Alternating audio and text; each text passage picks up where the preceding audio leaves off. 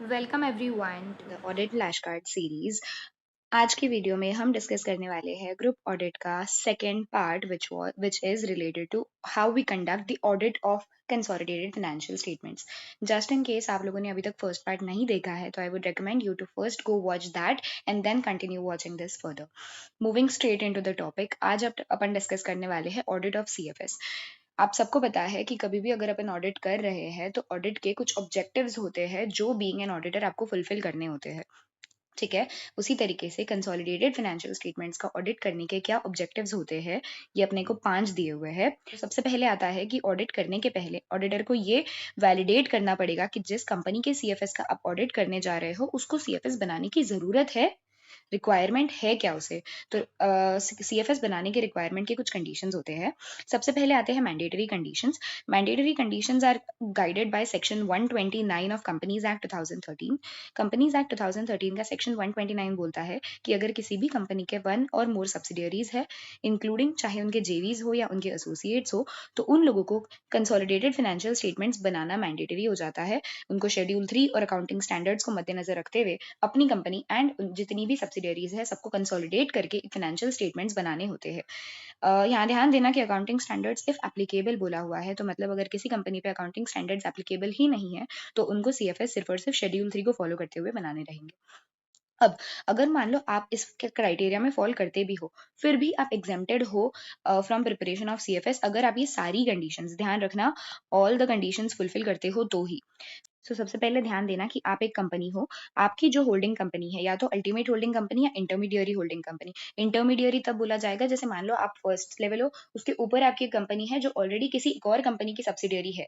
तो ऐसे H2 H1 and then your company, तो H1 जो हो गई वो हो गई आपकी इंटरमीडियरी कंपनी। अगर या तो अल्टीमेट यानी H2 या इंटरमीडियरी यानी H1 ऐसी कोई भी कंपनी सीएफएस फाइल कर रही है ऑलरेडी, तो फिर आपको सीएफएस बनाने की जरूरत नहीं है अगर ये बचे हुए दो कंडीशंस भी फुलफिल होते हैं तो। क्या है बचे हुए दो कंडीशन? जो आप हो, आपकी जो कंपनी है, it should not be listed और not in the process of listing. Okay, not, इस पे ध्यान देना। ना आप लिस्टेड होने चाहिए, ना आप इन द प्रोसेस ऑफ लिस्टिंग होने चाहिए। अगर आप ये हो जाते हो तो आपको सीएफएस बनाना पड़ेगा। एंड ऑल्सो आपकी जो सब्सिडियरी है, चाहे वो होली ओन्ड सब्सिडियरी हो या पार्शियली ओन्ड सब्सिडियरी हो, उनके सारे मेंबर्स को आप राइटिंग में इंटीमेशन दोगे, आपके पास उसका प्रूफ होना चाहिए। एंड वो सारे मेंबर्स को कोई ऑब्जेक्शन नहीं होना चाहिए। No objection should be there from there behalf और from there side. And only then ये तीनों कंडीशंस फुलफिल होने पर ही आप सीएफएस प्रिपरेशन से एग्जेम्प्ट हो सकते हो। ठीक है, इसके अलावा एक और होता है कि अगर आप मान लो एक इन्वेस्टमेंट एंटिटी हो, और इन्वेस्टमेंट एंटिटी ऐसी वाली इन्वेस्टमेंट एंटिटी हो कि आप आपके सारी सब्सिडियरीज को एफवीटीपीएल, अपन ने इंडिया से 110 में पढ़ा होगा, एफवीटीपीएल पे अगर आप सारी आपकी सब्सिडियरीज को मेजर करते हो और आप एक इन्वेस्टमेंट एंटिटी हो, even then you will be exempted from preparation of CFS. All right, so this were the requirement of CFS जो एक ऑडिटर को वैलिडेट करना होता है कि हाँ इनमें से कोई भी एग्जामेशन ये कंपनी पे एप्लीकेबल नहीं हो रहा है, एंड इसलिए ये कंपनी को शायद सीएफएस बनाना पड़ रहा है। तो ये रिक्वायरमेंट जैसे ही आप वैलिडेट कर देते हो, उसके बाद आपको देखना है कि ये जो सीएफएस कंपनी ने बनाया है, वी ऑल नो कि फाइनेंशियल स्टेटमेंट्स को प्रिपेयर करने की जो प्रिपेयर एंड प्रेजेंट करने की जो रिस्पॉन्सिबिलिटी होती है वो मैनेजमेंट की होती है, राइट। तो ये जो सीएफएस बनाया हुआ है, ये आपको खुद को सेटिस्फाई करना होगा कि ये एज पर एप्लीकेबल एफआरएफ बना है या नहीं। ठीक है, उसके बाद में आता है, जैसे ही आपने ये देख लिया कि एफआरएफ के हिसाब से है या नहीं, अब उसके प्रेजेंटेशन, सबसे पहले आपने उसका प्रिपरेशन चेक कर लिया, अब आपको उसका प्रेजेंटेशन देखना है कि ये जो सीएफएस जिस तरीके से प्रेजेंट किए गए हैं, क्या ये ट्रू एंड फेयर व्यू दे रहे हैं या नहीं। इस चीज पे आपको एक ओपिनियन, आपका ओपिनियन एक्सप्रेस करना होगा। अब ये सब ऑडिटर को करने के लिए उसको section 143(1) of the companies act के जो भी मैटर्स होते हैं उन्हें इंक्वायर करना होगा। इसे बस देख लो, इसमें आपको 143(1) में जाके क्या मैटर्स होते हैं वो देखने की जरूरत नहीं है, ट्रस्ट मी। तो सिर्फ ये इंक्वायरी कर लो कि जो कंपनीज एक्ट के 143(1) के जो मैटर्स होते हैं वो मैनेजमेंट फॉलो कर रही है या नहीं, उन चीज़ों में आपको इंक्वायरी करनी है। उसके अलावा 143(3) में जो भी मैटर्स होते हैं उन पे आपको रिपोर्ट करना है। तो 143(1) पे आपको इंक्वायर करना है, 143(3) पे आपको रिपोर्ट करना है। अब the main objective of any audit is expressing an opinion on true and fair view, जैसे यहाँ पे भी है, right, expressing an opinion on true and fair view. उसके लिए सबसे पहले एक ऑडिटर को डिटरमाइन करनी पड़ती है अपनी मटेरियलिटी। ठीक है, हमको सबको पता है कि मटेरियलिटी के बेसिस पे हम ऑडिट करते हैं। आपकी मटेरियलिटी से नीचे जो भी चीजें होती है, आप उनके ऑडिट को, आप उन चीज़ों का ऑडिट नहीं करते हो, तो उसी लिए आपको मटेरियलिटी डिटरमाइन करनी बहुत ज़रूरी हो जाती है, ताकि आप आपके एफर्ट्स को सही डायरेक्शन में दे सको, जो मटेरियल चीज़ें हैं उन पे आप टाइम एंड मनी इन्वेस्ट कर सको। सो मटेरियलिटी वाला पॉइंट कहता है कि सबसे पहले ऑडिटर को सीएफएस का ऑडिट करते टाइम पे एक तो होती है ग्रुप लेवल मटेरियलिटी, वो कंप्यूट करनी पड़ेगी, और दूसरी हर कंपोनेंट के लिए मटेरियलिटी कंप्यूट करनी पड़ेगी। ग्रुप लेवल मटेरियलिटी जब आप कंप्यूट कर लोगे तो आप उसको यूज कर सकते हो कंसोलिडेशन की जो एडजस्टमेंट्स है वो किस सही से करी गई है या नहीं, उसका अप्रोप्रिएटनेस चेक करने के लिए। एंड दूसरा, वो पर्टिकुलर कंपोनेंट जो भी आप अपने सीएफएस में इंक्लूड करना चाह रहे हो वो आपके ग्रुप लेवल के लिए मटेरियल है भी या नहीं, वो देखने के लिए आपको ग्रुप लेवल मटेरियलिटी कंप्यूट करनी पड़ेगी और उसको यूज करना पड़ेगा। ठीक है, तो क्या क्या देखा अपन ने? कंसोलिडेशन एडजस्टमेंट्स अप्रोप्रिएट है या नहीं। अब आप सारे कंसोलिडेशन एडजस्टमेंट तो चेक करने नहीं बैठोगे, राइट। कंसोलिडेशन एडजस्टमेंट हमें सबको पता है दो टाइप के होते हैं, एक होते हैं परमानेंट और एक होते हैं करंट पीरियड एडजस्टमेंट्स, ये अपन देखेंगे नेक्स्ट पार्ट में। बट ये कंसोलिडेशन एडजस्टमेंट आप सारे नहीं चेक कर सकते हो, तो कौन से चेक करने हैं और वो सही है या नहीं, वो चीज अप्रोप्रिएटली हुई है या नहीं, ये असेस करने के लिए आप ग्रुप लेवल मटेरियलिटी यूज करोगे। एंड कोई भी कंपोनेंट आप आपके ग्रुप एफएस यानी कंसोलिडेटेड एफएस में इंक्लूड करोगे या नहीं, उसके लिए आप ग्रुप लेवल मटेरियलिटी इंक्लूड करोगे। अब फाइनेंशियल स्टेटमेंट कंपोनेंट के आपके ग्रुप लेवल फाइनेंशियल स्टेटमेंट में इंक्लूड करना है या नहीं, ये इंपॉर्टेंट इसलिए हो जाता है बिकॉज आपके जो ग्रुप के आपके जो कंपोनेंट के एसएफएस होगा, एसएफएस का ऑडिट रिपोर्ट होगा, उस पे वो एसएफएस के ऑडिटर ने कुछ अपने ऑब्जर्वेशंस दिए होंगे, शायद ईओएम में दिया होगा या ओएम में दिया होगा या मॉडिफाई किया होगा उस रिपोर्ट को। अब इसका इम्प्लीकेशन आपके ग्रुप यानी कंसोलिडेटेड फाइनेंशियल स्टेटमेंट्स में आएगा या नहीं, वो डिपेंड करेगा कि आपके लिए वो कंपोनेंट मटेरियल है या नहीं उस चीज पे। एंड इसीलिए आपको ये डिटरमाइन करना बहुत जरूरी हो जाता है। ठीक है, दूसरा आता है materiality for each component.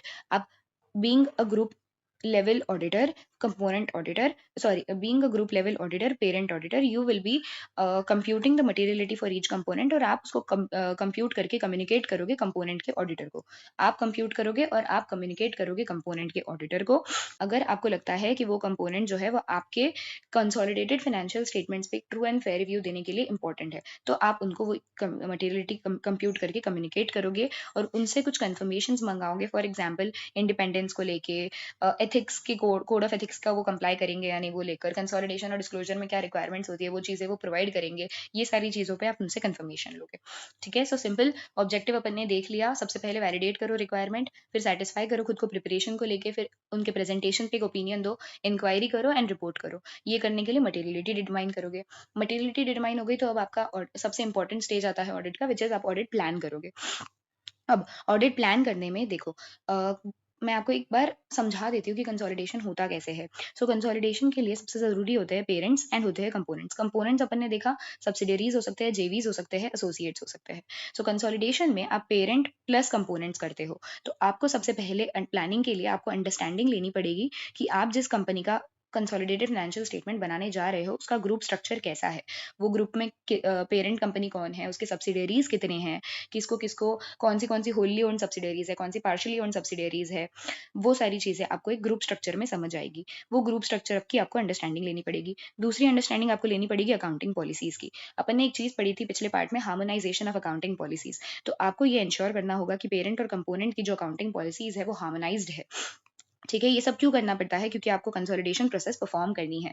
Consolidation process perform करने के लिए आपको जरूरी है कि आप ये तीन चीजों की अंडरस्टैंडिंग लो। अब कंसोलिडेशन करने के लिए आपको ये समझना पड़ेगा कि कंसोलिडेशन में किन चीजों का रिस्क है और उन रिस्क को कंट्रोल करने के लिए ग्रुप लेवल पे क्या क्या कंट्रोल्स है। ठीक है, तो आपको देखना होगा रिस्क ऑफ मटेरियल मिसस्टेटमेंट क्या है कंसोलिडेशन की प्रोसेस में, और ग्रुप वाइड कंट्रोल्स क्या है कंसोलिडेशन की प्रोसेस के लिए।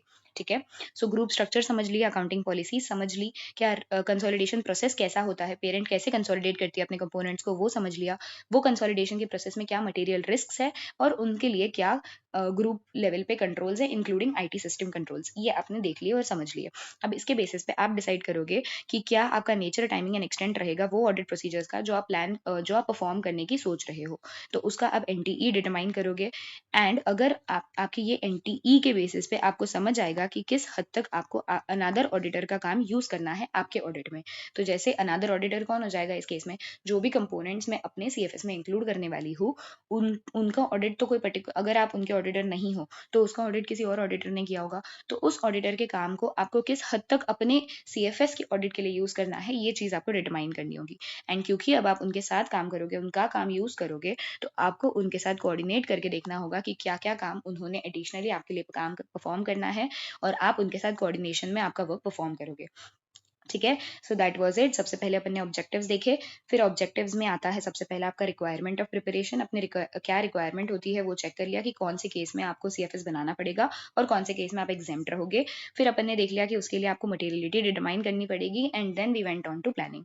ठीक है, सिंपल एज दैट। इतना ही याद रख लोगे काफी है, एकदम ज्यादा डिटेलिंग में जाने की जरूरत नहीं है। यहाँ पे मैंने पॉइंटर्स कहीं कहीं आप देखोगे तो 1-1 लिखा है। इफ यू वांट आप उसको अलग से भी बना सकते हो। मैंने बस ये इस तरीके से फ्लो चार्ट फॉर्मेट में बनाया है बिकॉज मुझे इस तरीके से याद हो रहा था। If it helps you, let me know in the comment section and I will definitely come up with part number 3, जिसमें अपन डिस्कस करेंगे कि ग्रुप ऑडिट की रिपोर्टिंग एक ऑडिटर ने कैसी करनी चाहिए अंडर डिफरेंट सर्कमस्टांसेस। ठीक है, I hope the video was helpful to you all. Let me know in the comment section in case you have any queries or if you want me to cover any such additional topics, and also drop in some love if at all this helps you. इस video में यही तक everyone, मिलते हैं अगले video में। Thank you so much, signing off.